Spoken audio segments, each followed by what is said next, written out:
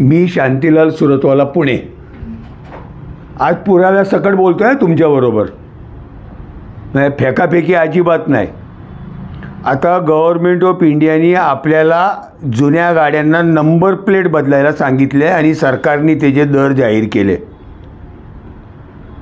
Two wheeler scooter गोव्याला 155 रुपयाला number plate मिळणार, महाराष्ट्रात 450 रुपयाला नंबर प्लेट मिळणार. रिक्षा गोव्याला 155 रुपयात नंबर प्लेट मिळणार, महाराष्ट्रात 500 रुपयाला नंबर प्लेट मिळणार. 4 चाकी वाहन कार गोव्याला 203 रुपयाला नंबर प्लेट मिळणार, महाराष्ट्रात 745 रुपयाला नंबर प्लेट मिळणार. आणि हे माझं मत नाही बरं का, लोकमत पुणेच्या 4थ्या पानावर आज त्या दरासहित बातमी आलेली आहे. आता मला एक सांगा, गोव्याला मुख्यमंत्री भारतीय जनता पक्षाचे, महाराष्ट्रात मुख्यमंत्री भारतीय जनता पक्षाचे.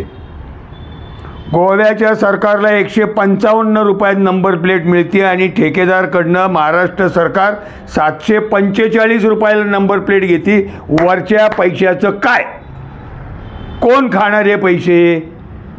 गोव्याला नंबर प्लेट जो बनवून देतो त्याला टेंडर द्या ना.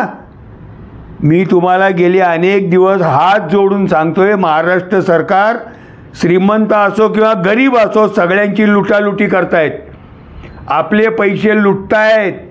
जरा डोळे उघडे ठेवा.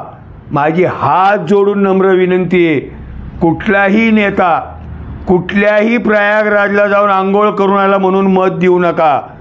एकनाथ शिंदेसुद्धा आंघोळ करून आले आणि इथं हे मुख्यमंत्री 2 उपमुख्यमंत्री मिळून स्कूटरवाल्यांना सुद्धा लुटण्याचा प्रोग्राम बनवतात.